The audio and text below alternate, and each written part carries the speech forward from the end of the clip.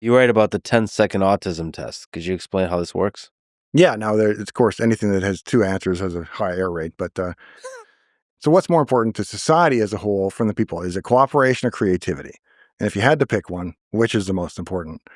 And most neurotypical people will generally lean towards cooperation, whereas people on the spectrum tend to lean towards creativity as individual problem solvers. Of course, there's some kind of error rate there. So if you want to double your precision, you can use the second test, which is you ask, there's a room with 10 chairs, and 6 people come in and sit down in those chairs. How many chairs are left? Now, some people are going to say 4, but I'm going to say 10, because that's how many chairs are still there, literally true. And I'm not being a dick. I'm not trying to be complicated, but that is how my mind works. Yeah. And so when I see that question, it's like, it depends how you answer it.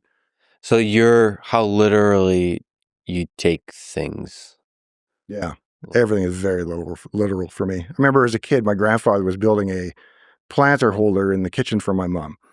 And he was using these big angle brackets that I thought were a little overkill. And I said, do you think that'll be big enough to hold the plant? And he says, it'll be big enough to hold a horse. And I was only 5, but I was very confused about why you would bring a horse into your kitchen, why you would put a horse up on a planter, and all of these things. It didn't make any sense to me when obviously it was a figure of speech. But for a lot of my life, I took figures of speech as literal. So